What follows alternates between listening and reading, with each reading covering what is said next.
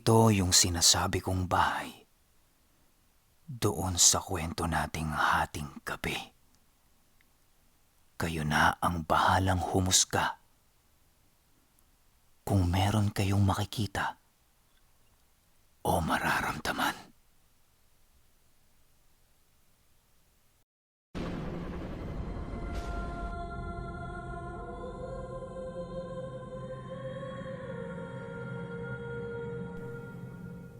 Ang kwentong ito ay hango sa totoong buhay. Karanasan ito ng lolo ni Toto na itago na lang natin sa pangalang Bong. Taong 1978, Abogi, Masbate.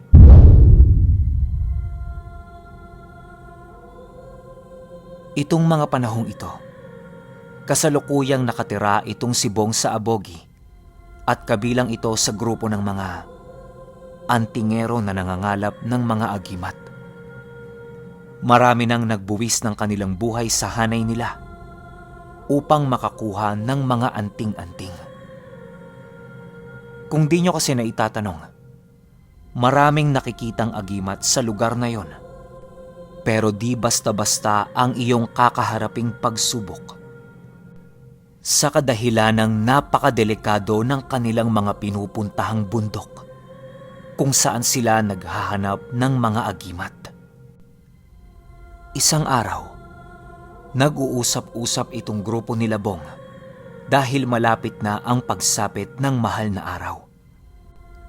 Kanya-kanyang hiling ng mga sariling gamit na kukunin, kanya-kanyang dasal upang mapataas ang kani-kanilang poder sa katawan. Kasi, di basta-basta yung pupuntahan nilang lugar. Ayon kay Toto, ang pinapangalapan ng agimat nitong lolo niya ay isang bundok na merong kuweba sa gitna. Tagos yon sa kabilang bundok na kung saan ay merong dagat. Kaya ang kuweba ay napupuno ng tubig alat. Di rin normal na kuweba yon dahil pugad yon mismo ng napakaraming nilalang. Teritoryo yon ng engkanto at kapag lumihis ka ng daan, di mo na masisilayan ang araw. Dapat diretso lang ang lakad.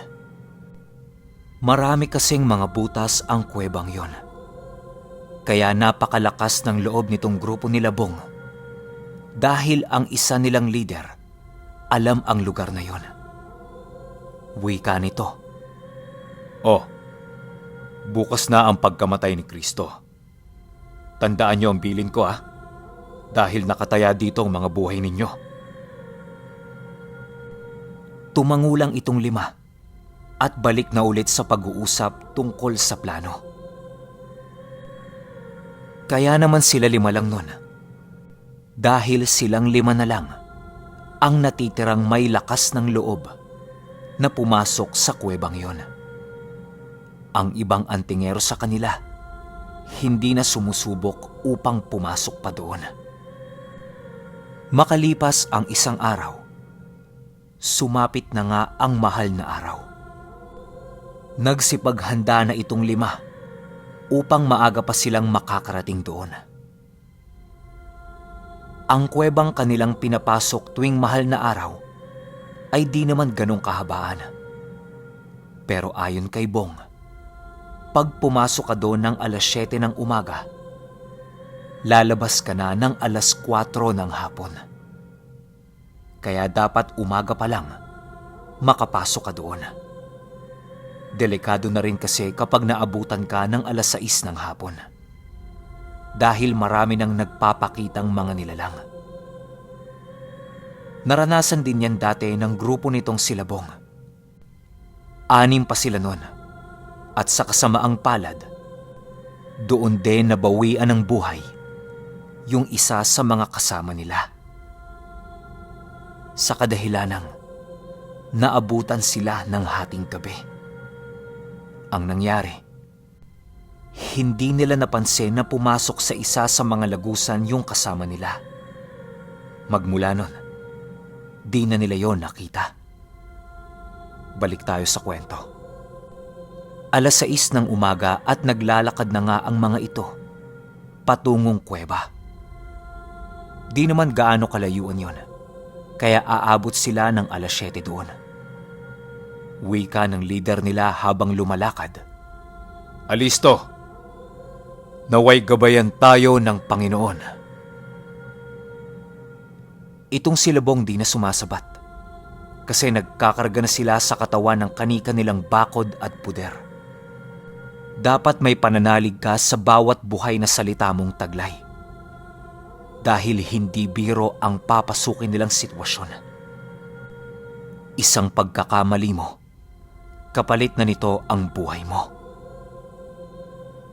Pagkapasok nila sa kuweba, medyo mababa pa lamang ang tubig alat. Patuloy lang ang lakad at kapansin-pansin talaga ang mga tubig na tumigas sa kisame ng kuwebang yon. Napakaganda ng tanawing yon dahil nagliliwanag ang mga tumigas na tubig sa kisame. Lalo na kapag tinatamaan ito ng sinag ng araw. Ilang oras pa ang lumipas. Medyo nasa kalagitnaan na sila ng kuweba. Walang ginagawang pag-uusap ang mga ito. Basta kanya-kanyang tingin lang sa paligid ng kahit na anong bagay na makikita nilang kakaiba. Ayon kay Bong, kapag makakakita ka ng kakaibang bagay sa loob ng kuwebang iyon, kunin mo lang ito ng walang pag-aalinlangan. Dahil ikaw ang napili ng tagapangalaga niyan upang maging kaisa mo sa buhay. Ikaw lang din ang tanging nakakakita niyan. Kaya dapat walang pagdadalawang isip na kunin mo ang bagay na yon. Patuloy ang paglalakad ng grupo nitong si Labong. Ilang minuto lang ang nakalipas ay biglang nakakita itong si Bong ng isang maliit na kutsilyo. Dali-dali niya namang kinuha yon ng walang pasabi kasi isa yon sa mga hinahanap niya. Yan kasi yung kailangan niya. Mga matatalas na bagay tuwing mahal na araw.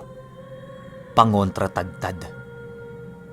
Naniniwala kasi si Bong na kapag makakuha ka ng anumang uri ng gamit na nagsisimbolo sa isang matalas na bagay, kontra yon sa mga taong may kargang puder at agimat na di sila nasusugat-sugatan na kahit na anong matatalas na bagay.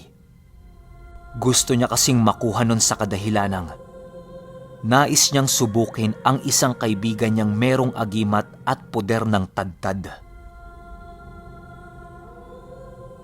Bago sila nakalabas ng kuwebang yon, may di inaasahang kaganapan.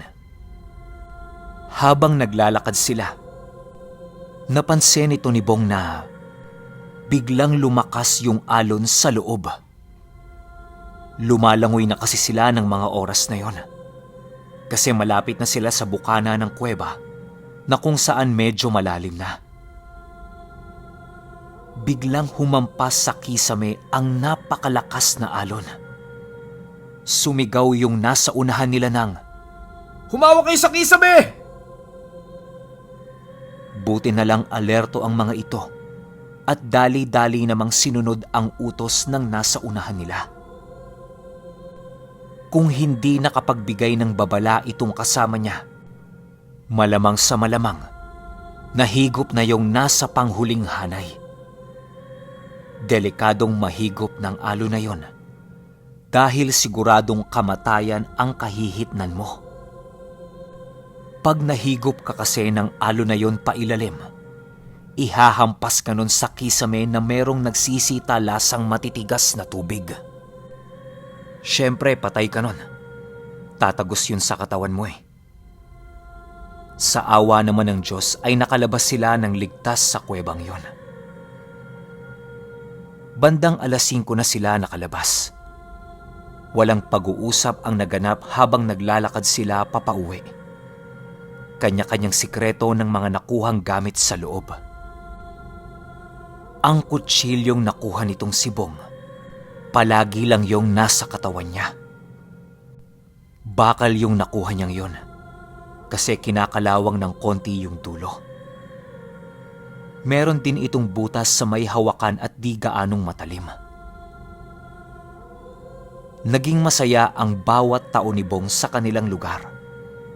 Hanggang sa nakapag-asawa na nga ito at lumipat sa kasalukuyang tahanan nila dito sa amin. Di ko na lang babanggitin ang lugar namin. Baka hanapin niyo pa tong lolo ni Toto eh. Napagpasyahan nga nitong lumipat sa kadahilanang dito nakatira ang bumihag sa kanyang puso. Masaya naman ang naging ganap sa buhay nila. Kaso may isa lang talagang problema. Itong si Bong ay napakababaerong lalaki. Lapitin kasi ng mga dalaga. Dahil may itsura naman talaga kung titingnan. Nagkaroon ito ng 5 asawa at maraming anak. Di naman problema yon sa unang asawa niya, basta hindi siya nito pabayaan. Wala eh. Mahal talaga ng asawa niya itong si Bong, kaya tanggap lahat ng nais nitong mangyari sa pamilya at maging sarili niya. Isang araw, napagdesisyonan nitong si Bong na manggatong ng kahoy. Naubusan na kasi sila at siya lang naman ang maaasahan dahil yung ibang anak niya nagsiasawa na. Ang dadaanan ni Bong ay isang ilog bago siya makapunta sa kinukuhanan niya ng panggatong. Pagpunta ni Bong sa ilog, kapansin-pansin na kaagad ang malalakas na alon na nanggagaling dito. Malayo pa yun sa dagat pero umaalon yung ilog. Hanggang sa animoy merong biglang lumitaw sa ilog. At paghampas ng alon ay agad siyang nagulat dahil papunta yon sa kinaroroonan niya. Pagputok ng bulang yon, laking gulat na lamang ni Bong sa kanyang mga nakita. Ayon dito, nung pumutok yung bula na nasa paanan niya, meron yung krus sa loob. Di na siya tumungo sa ibayong parte ng ilog upang manggatong. Bagkusay, kinuha niya ang krus at dali-dali siyang tumakbo papauwi. Pagkarating niya sa kanilang bahay, agad niyang tiningnan ang krus na nakuha niya. Laking gulat na lamang nitong si Bong nang makita niya na yung krus ay merong papel sa butas nito. Agad niya namang kinuha ang papel sa butas ng krus na yon. At animoy, mabaliw-baliw siya na hindi maipaliwanag. Pagkakuha niya ng papel, mag-iisang linggo din bago bumalik ang kanyang wisyo. Yung papel, animoy pumasok sa katawan niya. Kasi hindi yun makikita sa butas ng krus kapag nanggagamot siya. Kusa niya lang itong binubunot kahit saan at lumalabas yun. Matapos bumalik ang wisyo niya, tiningnan niya ulit ang krus na hawak niya. Pansin niyang nawawala na yung papel sa butas nito. Kahit saan na hinanap niya na yon pero hindi niya makita. Hanggang sa pagkapa niya ng bulsa niya, biglang lumitaw yun. Pagbuklat niya ng papel, punong-puno yun ng mga nakasulat. Ayon kay Bong, ang nakuhang krus at papel na yon ay purong Latin. Hindi yon ang klase ng papel na madaling mapunit at mabulok. Lumalakas din ito kapag tumatagal ng hawak ng bago niyang tagapangalaga. Napakarami ring engkantong bantay ang krus na yon.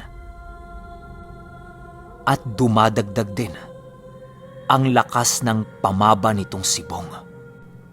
Para sa mga hindi nakakaalam, ang pamaba ay isang uri ng engkantasyon upang patigalpuhin at pasukin mo ang iyong kalaban. Madalas kapag naglalaban ang dalawang may kargang pamaba, nababaliw ang natatalo nito At kapag pinilit ng isa sa mga ito na talunin ang alam nilang malakas sa kanila, panigurado, mamamatay sila. Makalipas ang 1 taon ng pangangalaga nitong si Bong sa krus na yon, naging dalubhasa na siya sa paggamit nito. Madami na siyang napasukong mga nilalang at kahit mga aswang ay ilag na ilag sa kanya. Nare-respeto na din itong si Bong sa lugar namin noong mga panahong yon. Ang ginagawa ni Bong sa tuwing manggagamot siya, dinudukot niya lang ang papel ng krus na yon at binubulong niya dito ang sakit ng pasyente. Basta alam niya kung ano ang sakit ng pasyente, wala pang 10 minuto, magaling na kagad ito.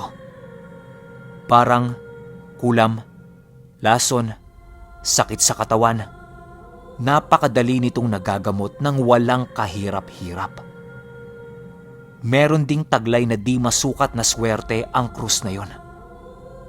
Pero hindi niya ito ginagamit sa pansariling kapakanan lamang.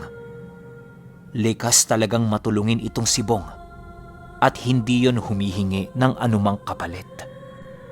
Minsan nga, kapag may nagsasabong na kapitbahay niya, tinutulungan niya ang mga yon. Hindi naman mananabong si Bong, pero galak na galak ito sa tuwing may kalaban ang taga-baryo niya na may pamabang taglay.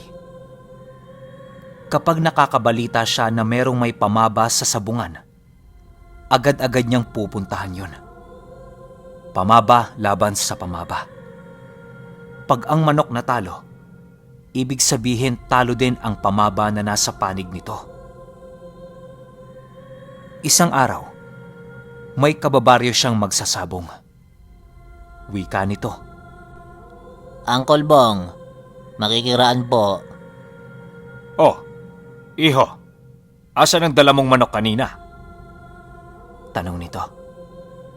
Natalo nga ako, Uncle Bong eh. "Ah, ganun ba? O siya, sige. Kunin mo ang pinakamagandang tandang na hawak mo. Susunod ako sa iyo sa sabungan. Antayin mo ako, ha?" Wika ni Bong. Makalipas ang 30 minuto, nakarating na si Bong sa sabungan. Bago siya pumuesto sa katabi ng kababaryo niya, naglakad muna ito paikot sa sabungan habang nag-uusal. Matapos yon ay sinabihan na niya ang kababaryo niya na magsabong na ito. Pagbitaw ng manok ay agad yun tinamaan. Ilang pagsasalpukan pa lang ang naganap, pero hindi nasusugatan yun sa kalaban. Kaya itong si Bong nagmasid na sa paligid. Bigla niya namang nakita ang isang matandang nasa kabilang panig. Sa isip nito, kaya pala may pamabang kasama." Walang sabi-sabi ay agad humawak itong si Bong sa krus at nag-usal. Pagkatapos ng usal niya, biglang tinamaan ang manok ng kalaban. Bumabangon pa yon at kitang-kita niya ang matandang pamaba. Natagaktak na ang pawis. Isang dasal pa, patay na ang manok nila. Agad naman itong nilapitan ang matandang animoy mawawalan na ng malay. Inakbayan niya pa yon at sabing, "Huwag kang mangingialam. Dumadayo ng patas ang mga yan eh." Sabay alis nito.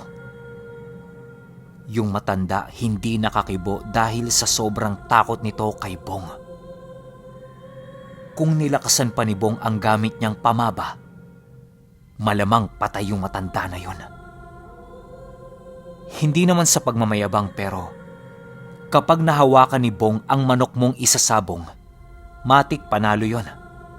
Ganyan kaswerte ang krus ng batis. Kung iisipin, napapantayan na nito ang mutya ng palay. Normal lang yon ayon kay Bong, dahil mataas na uri ang hawak niyang agimat. Meron ding pagkakataon na nakakabangga itong si Bong ng aswang.